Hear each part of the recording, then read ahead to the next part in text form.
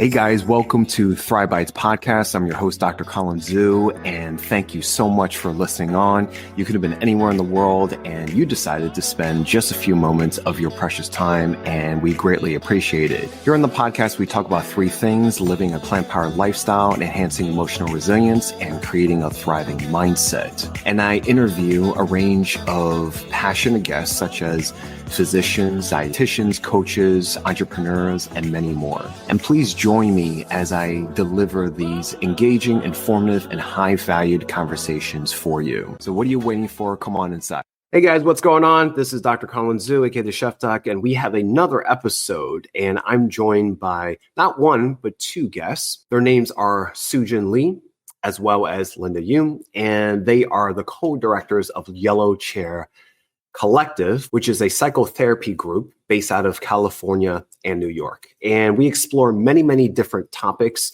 in terms of mental health awareness, emotional well-being, specifically within the Asian American diaspora.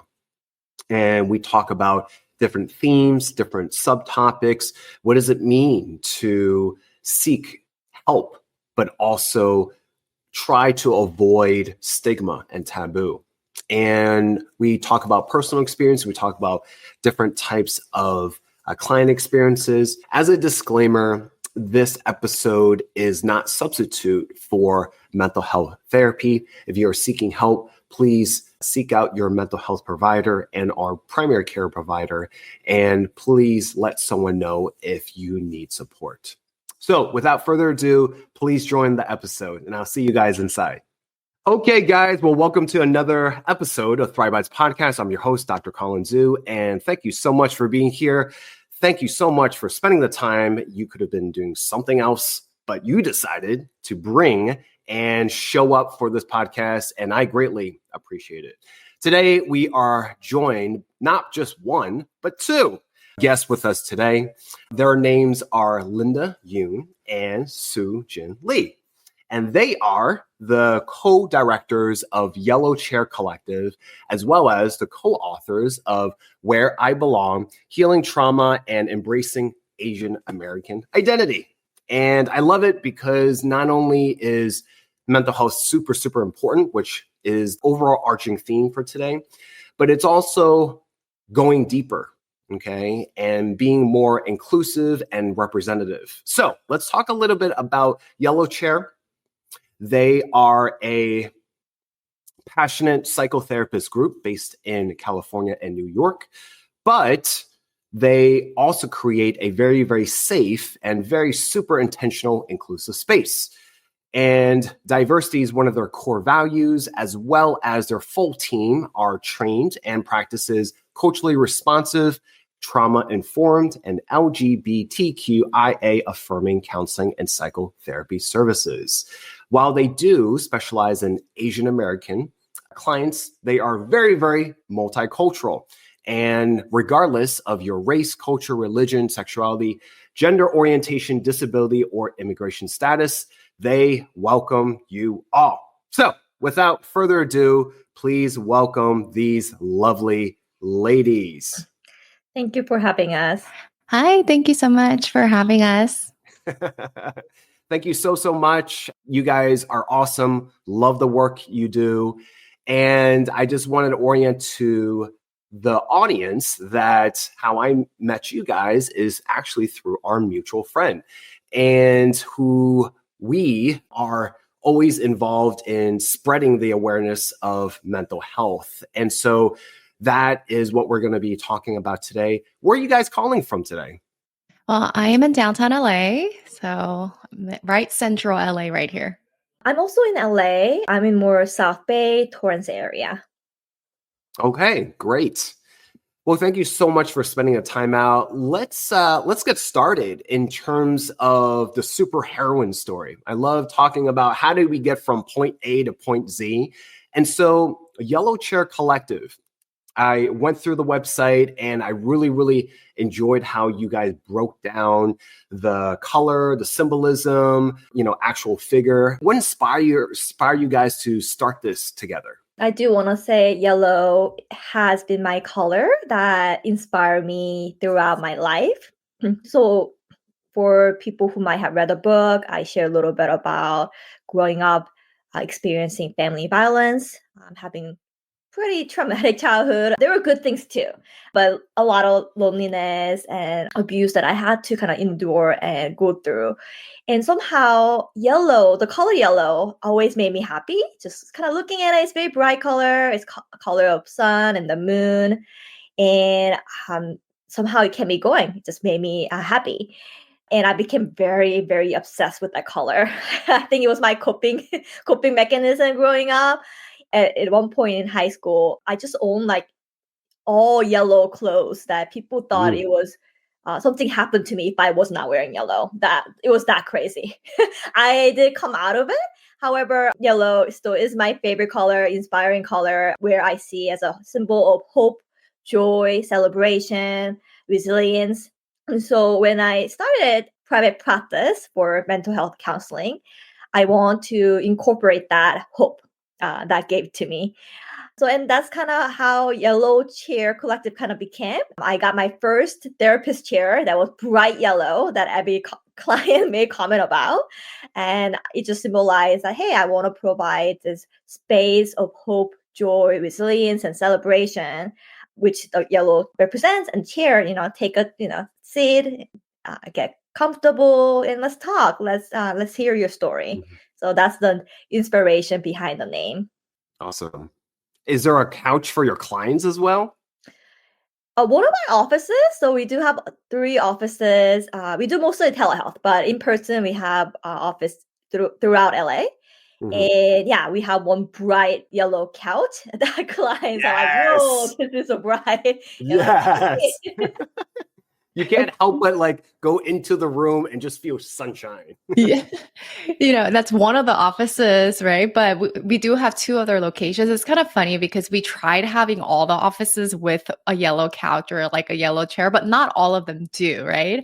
And so if you do show up to one of our other offices and it doesn't happen to have a yellow chair, sometimes the clients will comment on it and say, "Oh, I was kind of expecting the yellow chair." Yeah, for those Exactly. offices, we try to have other yellow like pillows, decorations, but yeah. And Sujin, how did you meet Linda or vice versa? Were you guys colleagues before? Were you guys friends before? You guys went to school? How did you guys meet each other? Yeah. So Linda and I met working together. So after graduate school, we worked at a community mental health setting together. And we were the 2 Korean speaking therapists at the clinic at the time. And so we quickly became really good friends. We shared a lot of clients and the families that we were working with together and the community members that we were working together with, of course. And that's how we met. And Linda had big dreams and hopes, and she has this bright yellow energy, and so she shared a lot of that energy with me, and we just became friends very quickly because of that. We dreamed up like what kind of things were missing at the work that we were doing with, especially within the community that we were working with, and we'll dig a little bit deeper into those barriers as well. But those are the areas that really brought us together. Gotcha. Yeah. When I think of mental health, I don't think of this, putting the words together, mental health and Asian Americans within the same sentence. To me, growing up, it was just not something that you would think would coexist. And, personally for me, and having gone through as being an adult, you learn a lot about things like trauma and healing. For me personally, I started my own self-care, self-help journey about since 2011. So, like 14 years ago. And it was something that I didn't realize that I had to go into or walk the path alone, because I'm sure a lot of listeners could relate. I'm sure a lot of patients and clients could relate is, it's not something you kind of receive, within the household, structure in terms of skills, tools for emotional regulation, things like that. And then last year, having personally enter and step foot into my first event where it was facilitated, and having the space of an open space of, hey, let's talk about mental health, right? And it doesn't matter, the point is that it's not necessarily you're Asian American, is the focus line, but it's really about the focus and the through line that, hey, we all struggle and we all go through something, and we just happen, to look very similar and be, come from very similar roots. But we also celebrate the differences, and we also highlight that as well. So going back to you guys, can you give us some just basic orientation facts and figures about what is the gap with mental health with Asian Americans? Gaps have been evolving, but there are still core gaps of language, because we have a lot of immigrant parents, grandparents, or international students or workers whose language is not English. That's not their primary language, right? And there has been studies that how some traumas or mental health concerns, they're very tied to languages, like our native language. So not able to have providers who speak the language that you are primarily speaking is a big gap that we still have. Maybe there's larger population of Mandarin Chinese speakers, Korean speakers, Vietnamese speakers. However, there's a lot less providers who speak, let's say, like Nepalese, right? Or other Pacific languages, Bangladeshi as well. Some of those languages, they are not as have providers who speak the language, but there's a big need. Right? So that's still a big gap that we are seeing. It has been a little better as last few years. There has been more attention given to Asian American community due to Asian hate crimes that was happening 2020 and on. So there has been more focus on mental health for Asian Americans. And there has been movements to, hey, how do we tailor mental health that is responsive to Asian American experiences? However, it's still lacking. Asian American is not a monolith term, right? It's very diverse. People come with so much different experiences. There's some similarities and there's so many variety. So not having therapists or providers who are culturally aware or know how to respond with cultural humility is a big gap as well still. Sujin, do you want to add anything to that? Yeah. And I think just in general, the world of psychology has separated mental health with physical care and all the other ways that we really need care, like spiritually as well. Within our Asian American culture or Asian culture in general, we come from a very holistic lens when it comes to care and health. And so when we have separated like mental health and emotional care separate out of our body's experiences, it was something that's really difficult for a lot of older generations to even understand that it's its own health issue that can develop, right? And so one of the things that we are trying to do is train our therapists on how to talk about some of these things that can feel more relatable to the generation that can truly understand what emotional and mental health care can look like within their body and our spiritualities too. I love thank you for sharing that. And for guys that haven't picked up the book, where I belong, they do a great job in terms of breaking down vocabulary, the basic vocabularies of what does Asian mean, what does Asian American mean, right? And really breaking down the nuances of that is encompassing the whole Asian diaspora, right? And I actually learned a lot of things there as well. But what is interesting is that my own personal lived experience is that mental health, like you said, Sujin, it's separated. It's like another compartment. It's almost like another room, right, in the house.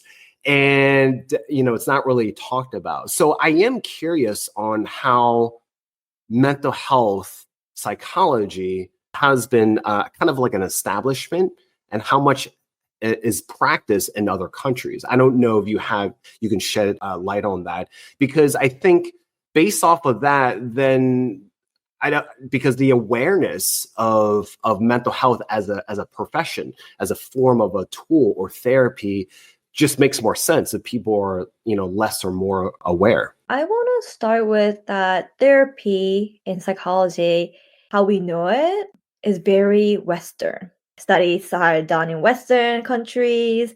The concepts were developed in Western countries, right?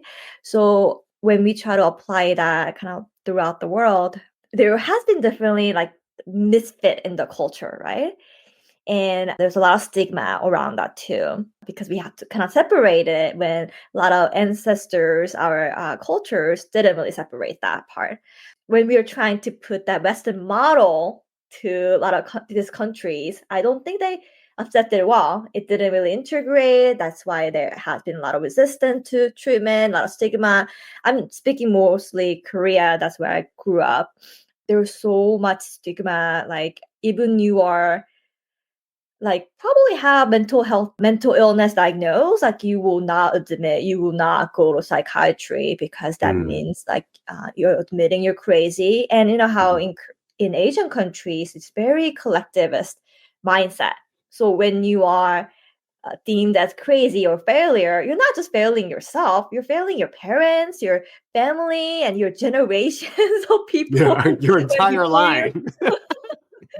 It's like you're lighting a match, right? You just poured some gasoline and you just poured it all across the ground, and you have this straight line, and you just light a match, and the entire thing just like sets ablaze. That's what I think of. Yeah, exactly. So it made people really afraid to seek out help because there's this weight of responsibility. It's not just you. What it means to you is going to be what it means to the whole family. And we still see that even with our Asian immigrant families who come in, that like, what does it mean my daughter needs mental health support? What does it mean that we need a family therapy? So as Sujin and I have lived mostly in the US, we may not have like a really good grasp of everything, but from the sentiments of immigrants and also speaking to mental health professionals in other countries, right? The Western concept, like how it's being received, and is there room for their practices, their ancestral practices to integrate to become more holistic? Because there are like diagnoses that Korean psychiatrists may be giving, or Korean, like there's this thing called hwapyeong, which is in our book, that I have one Korean client who got that diagnosed. Their psychiatrist like, oh, there's no DSM diagnosed for you, but this is hwapyeong because we went through so many unfair treatments, which means you have so much experiences that was unfair to you, discriminated to you, a lot of resentment that builds up in your body, that your body heat up, fact that you're kind of having a lot of mental health issues. That's kind of, I don't think I'm encompassing everything, but that's kind of the diagnosis, which does not exist in DSM-5. They say it's not depression, it's not PTSD, like it's combination of all those your life experiences. And I remember with my psychiatrist that I was working with, and who I was training in America, he was trained in America. We were just like, and the doctor in Korea and the patient's like, no, that's not it. This is not depression. This is not PTSD. We were like, wait, but we need to give you something fit here in our model, right? That I think about sometimes. One of the things I want to highlight is what Linda's talking about. There's this huge element and emphasis in the Western psychology of individual care and the ways in which we have control over our minds and the way that we can think, and we can think our way out of our mental health or mental illness too. There's a lot of models that are designed that way. Like it's me and my internal fight. And there's so much value in that. And so we have adapted some of those languages too, to understand what our emotions are, what our thought processes are, and how some of our internalized messages have developed in the ways that we behave with each other as a collective and in relationships, right? And so there's a huge understanding and language, which there's a lot of value in. However, it lacks the collectivistic values that we have. And so as a family unit, then if we're only asked to internally work on ourselves and only reflect on the ways that we are behaving to each other, it lacks like our actual value in the ways that we collectively needs to work on together, right? Right, because you're working in silos. Everyone's doing their own thing. Mhm. It's like a sandbox. Everyone is just playing in their own corner, and you're not playing together. So you don't have Absolutely. that how do you say it, that interconnected, healing. Absolutely. I don't know if generational healing would apply in this case scenario. That My absolutely question, does too. Yeah. Sorry, I'm cutting you off, but then no, no, I no, go love, ahead, finish. I love that imagery that you had brought up way early in our conversation about the house and in the room of a house where it's just silence. Nobody goes in there, right? There's that Mm, mental health and emotional care is this room in the house where nobody enters. It's like mhm. all red taped, basically, is the image that I'm It's a having. true crime scene. Right, exactly. It's a true crime scene, and there's so much shame to even explore the existence of that room in this Yeah. house, right? The way that the Western model will view this is that everyone is in their own individual home with their own individual room that they have shamed in a way. But the Mm, way that we want to collectively approach healing together is that a family unit is a house, one house, right? And all of us are participating in making sure that that room has been closed off. Like we are adding to the shame in that room, if mm, that makes sense. mm. So kind of like more of an open door policy. You don't actually have doors, so there's nothing that's actually closed, Yeah. metaphorically. Too true, too true. Hey guys, what's going on? This is Dr. Colin Zhu, and we are very, very excited to officially announce that we are starting a cookbook. This has been a long time coming, and this is the pre-order campaign, and we are so excited for this project. So guys, as a reminder, we live in a world where 72% of us are overweight, about 40% are obese here in America. More than half of the top 10 causes of death are attributable to dietary and lifestyle changes. The top 2 being heart disease and cancer year after year after year. 1 out of 3 of us are pre-diabetic. We live in a world where we are immersed in ultra-processed, calorically rich, and nutrient-poor foods, as well as animal-based foods. And this leads to a whole host of problems. And yet, 88% of countries outside of America face 2 or 3 forms of malnutrition. And not only that, our soil health is very poor due to modern agriculture, which is 99% of what we practice here in America. And that leads to a lot of issues in terms of biodiversity loss, in terms of soil degradation, a lot of resources being used because of animal agriculture. And that has a huge environmental impact and also an impact to our individual health. So the aim of this book is to connect all of these dots, how our food choices affect our individual ecosystems and how that creates a ripple effect to our community and towards planetary health. And so I am enlisting a lot of my friends and colleagues. We're going to have over 25 experts ranging from physicians, chefs, dietitians, environmental experts, and farmers to collaborate to write this book. The book is a cookbook which is filled with plant-forward recipes that are both seasonal, balanced, traditional, multicultural, and nutritious and delicious at the same time. It's not just going to be a cookbook, it's also going to be a strategy book as well. So this pre-order campaign is to not only get your copy of the physical book, but also a digital copy. And if you order for this pre-order campaign, you'll also get free access to the Chef Doc Academy, which has been 8 years of work and valued over thousands of dollars. The aim of this book is to get over 1,000 pre-orders in order to get the best traditional publisher to make a massive impact. And so, guys, be part of a movement, not only be able to find all the things that you want to do for your individual health, but also for your family and community, and play an actionable role to be able to save the planet that we're on now. So, click on the link to find out for more information. And we can't wait for you to join this movement. And I'll see you guys on the next one.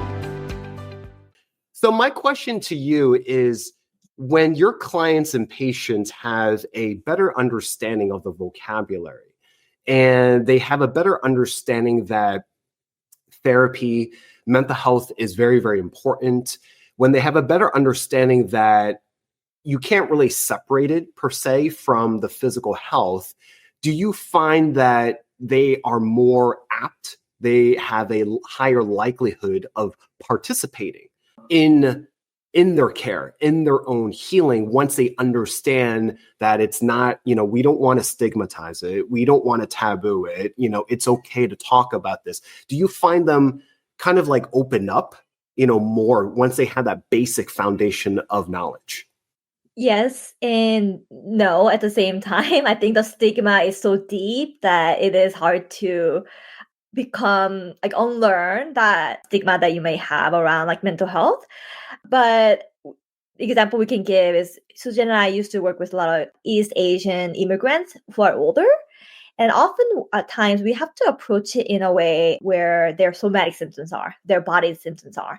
Because they go to physical doctors or medical doctors, and they're like, there's nothing wrong with you. We've done all the tests, right? But they're still having this migraines, they're still having this stomach ache, whatnot. And they're like, oh, this is psychosomatic. So they send them to therapy. They reluctant to come, right? And that's our way in usually, like talking about their physical symptoms, or they don't want to even think that their trauma or what they went through or stress is causing that, because that's too stigmatized. But we start with that and then kind of unpack and then educate how that affects our body, like how this, it is something that's connected, and that it is kind of like, medical symptoms, right? If you have, I'm just gonna use example like disease, like you have liver cancer or something, right? Like, hey, can we kind of see that way too, like just in your brain, because brain is also your organ in some ways. So like there's many creative ways I think we have tried, and then definitely being able to integrate them together, and then starting with their physical symptoms, which they are more likely to admit, and then going through education that way have been more effective with older immigrant families. It's almost like working backwards in a way. Gotcha. I feel like for the younger generations, because there's a lot more movement towards understanding and destigmatizing mental health, they do come in with some understanding and saying, I know I need help. I just don't know what I need help for. I just feel frustrated, or I just know that something needs to change in my life, right? And so like you mentioned, Colin, sometimes it's just that language of being able to educate them through like, okay, here is what you're actually feeling. And let's talk about where you're feeling that in your body, and how do we actually come to terms with that body's response, and then to go deeper into our thoughts and emotions. I think personally speaking, thank you for sharing, both of you guys. Personally speaking, I think the biggest aha moments and biggest light bulb moments because I'm just to orient you guys, I'm a first generation. It depends on how you're looking at it. I always thought I was a first generation immigrant child, but I think it's actually a second generation, because my parents are immigrants and I was born in America. So I think technically I'm second generation, but I keep saying that I'm first generation. So growing up, I've always identified as kind of like one or both. I had to teeter, figuring out, was I more American? Was I more Chinese? And then as I became an adult, I was just like, F it, I'm just going to be my own person. But as someone that held really strong cultural heritage values, but also really valued, American individualistic core values, I realized that the biggest aha moment was because, Linda, you were talking about, we come from collectives, societies. The biggest thing was understanding boundary settings was probably one of the biggest things for me. And there is, I want to read from a small snippet from your book. There's a snippet in your book. My favorite chapter is the guilt and shame chapter. And it goes, as Asian Americans, we can be especially susceptible to shame-based thinking. Regardless of our different ethnicities, languages, and religions, Asian countries have overwhelmingly collectivist cultures that value loyalty to family, saving face through obedience or fitting in, and maintaining a sense of honor or pride. Collective values focus on what's good for the group. What makes the group look right and honorable are prioritized over individual values.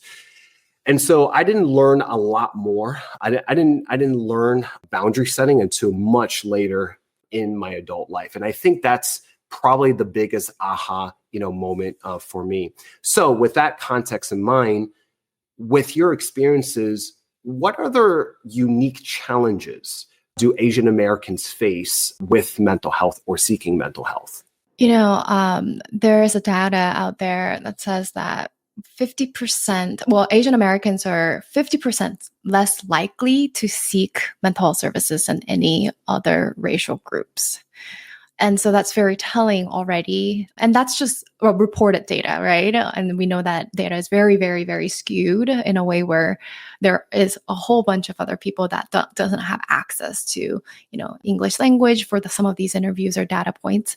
But that's already a very shocking data to point to, in that Asian Americans just won't seek mental health services for some of the things that we had mentioned about. There's so much stigma and shame that we carry around mental illness or mental health, emotional well-being. It seems that a lot of our language and our culture doesn't address our, mental and emotional existence even, right, of those things. We really do think about them in a more physical way and spiritual way. And so the language feels a little bit far from us, right? So when we carry a lot of that shame, Colin, you read a portion about that shame. When we carry a lot of that shame, it brings us to a place of going back to what Linda was talking about earlier too. Like, well, if I seek help, does that mean not only am I broken, but then that my family is broken, that everything that value carried within our generational ancestry has been all broken all along then, right? And that's piece is so hard to come to terms with for a lot of folks.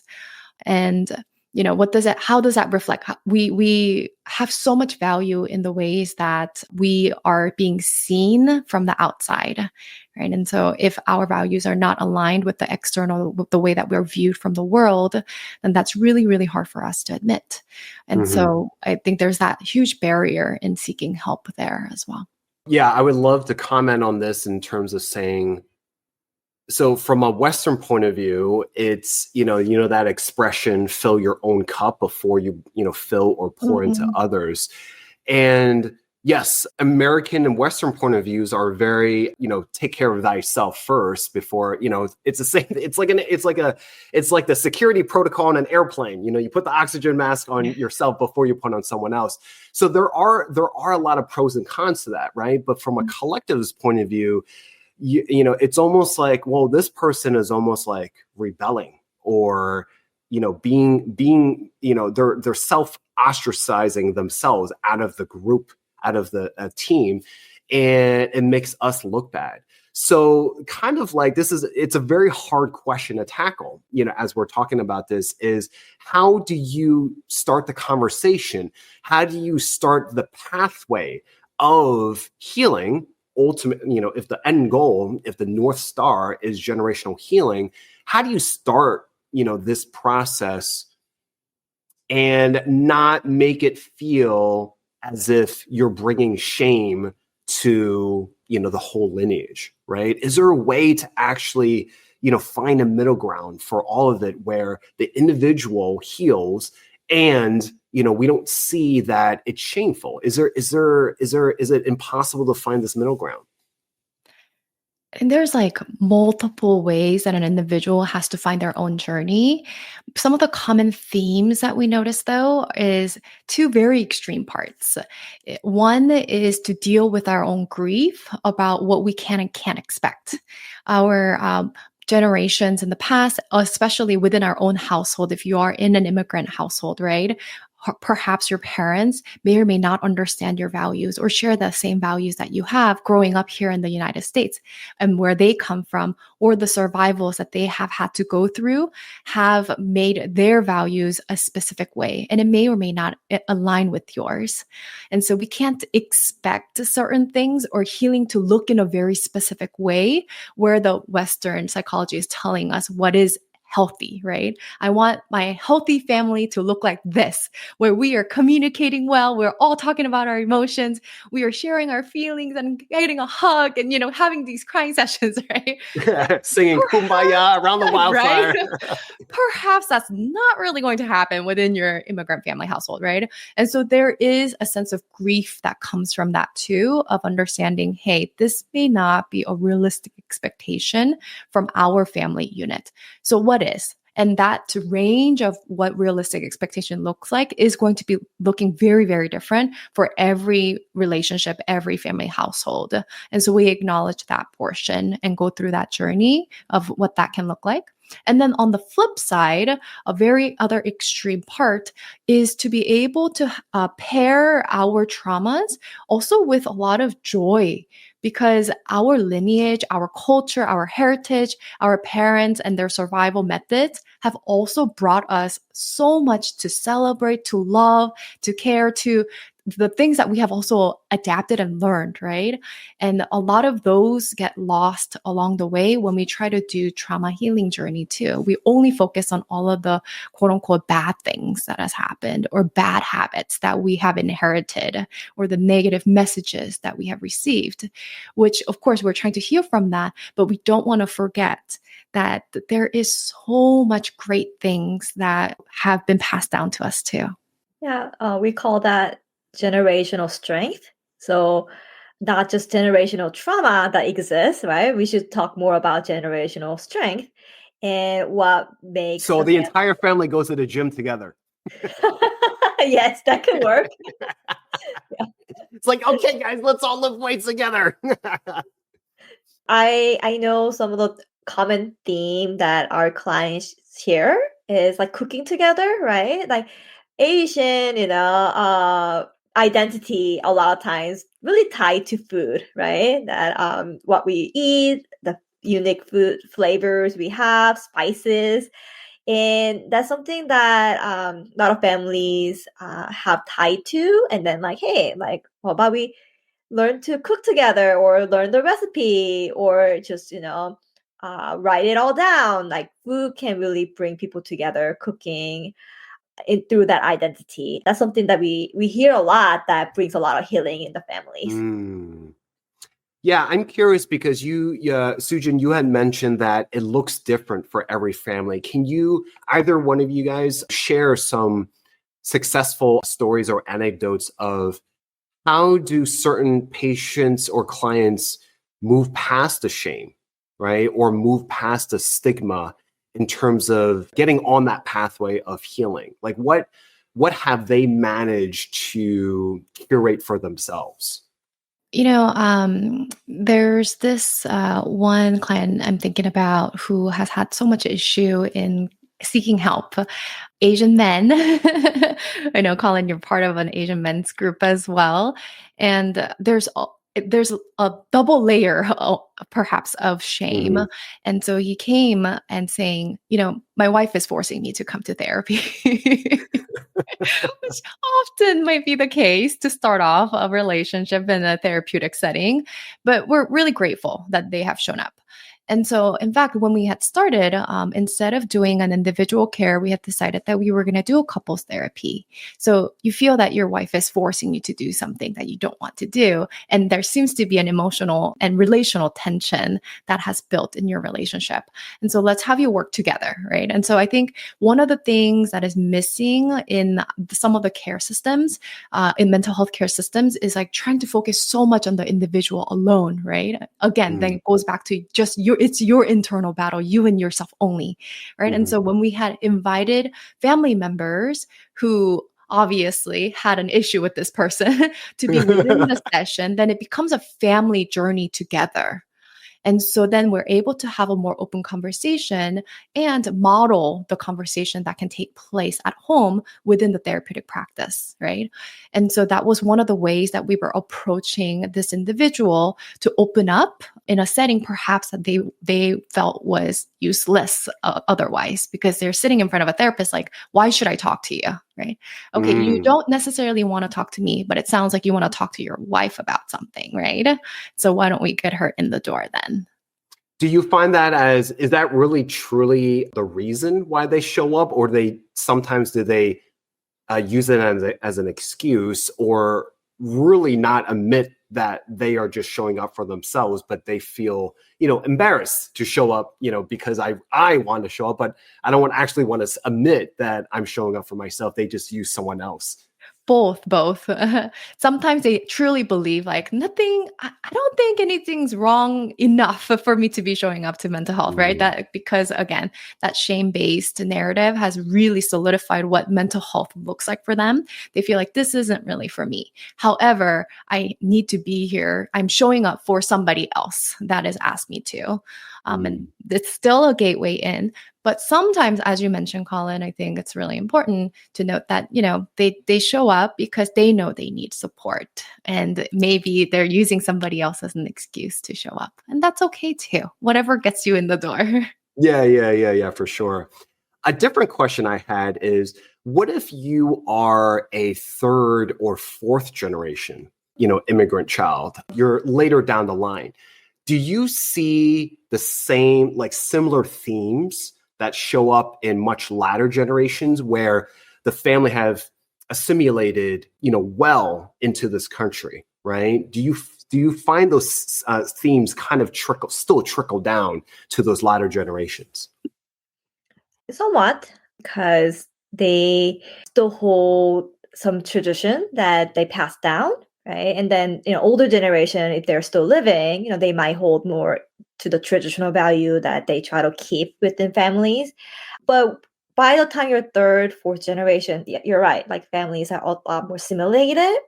So when it comes to more about like racial or cultural identity, there's a lot of grief. What has been lost? Because their family had to go through like generations that were really really forced. They didn't really have a lot of choice, and that was really survival. And that loss of identity, loss of culture, or fight to keep the culture within the family. And what does it mean? Like they don't speak the language of their native homeland, right? So there's a lot of that identity, cultural searching that we do see as the generation goes by. Yeah. I have family in Canada that maybe, let's see, 1, 2, 3, 2 generations in Canadian. The third previous generation had immigrated, and you could already see kind of like, there's a little bit of searching a little bit because they don't speak the language. A lot of the families have mixed with other ethnicities. And so I think that kind of quote unquote dilutes it. So you do see that. So it's very, very interesting. I want to shift gears, looking at time, I want to shift gears back to the book. And I want what the audience who have not picked up the book or read it before, what can they expect? What I love about it is not only do you have you've broken down the language for us to digest in terms of what does emotional well-being, mental health means, but it also, what does it mean in the context, of our racial and ethnic, lineages. And I love the fact that you guys mix anecdotes to it. I love the fact that there's journal prompts. I love the fact that there's exercises. What can the audience anticipate from reading the book? Yeah. So the book is designed in a way where it has multiple parts, and you've mentioned some of those parts. Each chapter has an educational portion, and so we try to make that brief and really, really understandable for anyone to be able to pick up and easily understand some of the mental health concepts or perhaps like healing concepts that we want to really introduce to the general audience. But then we want it really to pair with stories. So there's a lot of stories in the book. Maybe even half of the book is really just people's stories in their lives, because it it brings people together in a way where you feel like you're part of a group.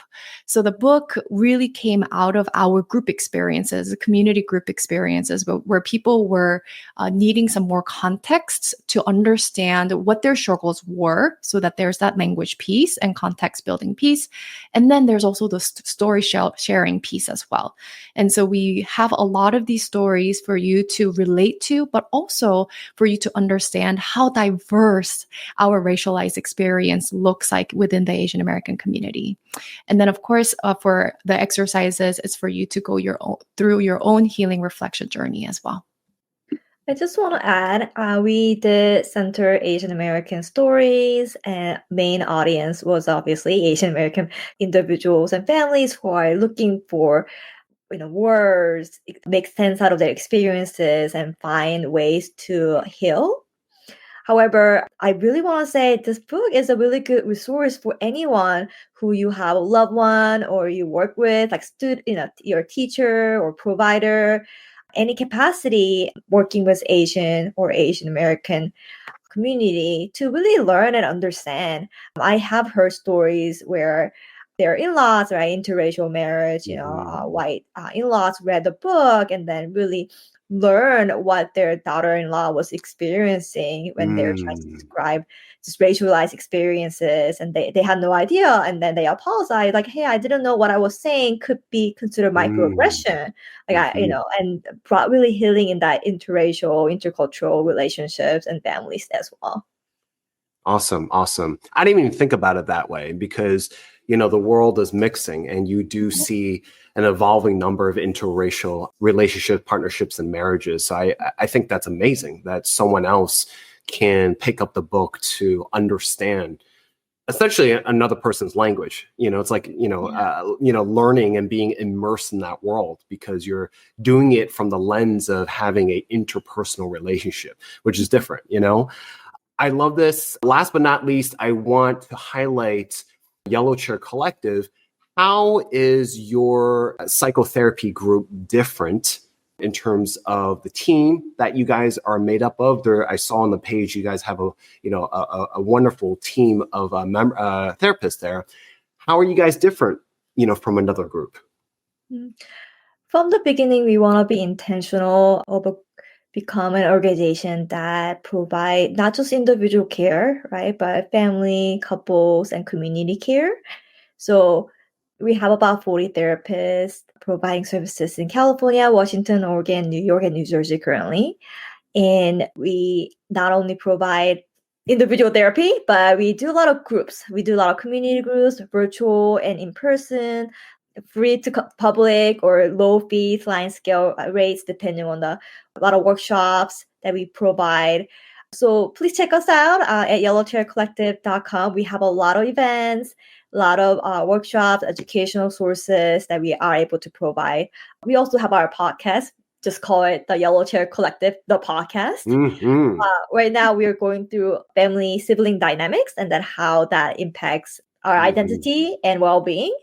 So we have been always been intentional about, hey, like we want to make bigger impact too, because individual care is just not enough, especially the multicultural population that we serve. And then I want to add that, one of the gaps that we discussed earlier was language gap in the mental health care. And so we try to also bridge that gap by having a lot of bilingual clinicians. If last question, last but not least, is if I gave you a magic wand, right, and you can wave it, and in 5 years, 10 years from now, what do you hope to see the landscape of mental health, not just for Asian Americans, but also in general? Well, we are working and fighting to destigmatize mental health.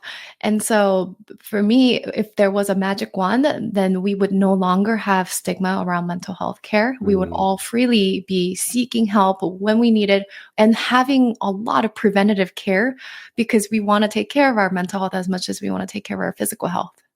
Yeah, adding to that, we'd love to see more community spaces, collective healing, community healing happening, and becoming norm. Like healing does not happen to be just in therapy room. It's bigger, and it only can happen when we connect to each other. I love it. I love it. It's One all more about the power of we. Yeah, absolutely. If I can have one more wish, it would also be free and accessible. Yes. Wish granted. Thank you so much, Linda and Soojin. Guys, I definitely want to check out the Yellow Chair Collective. Definitely pick up the book. You guys, it's on Amazon. I got this from Amazon, but pretty much anywhere you can get, books. Mhm. Yeah, anywhere the Awesome. books are sold. We also have a website that can direct you. Is whereibelongthebook.com. That's our book website. But you can, you should be able to order from any local bookstores or any online retailers.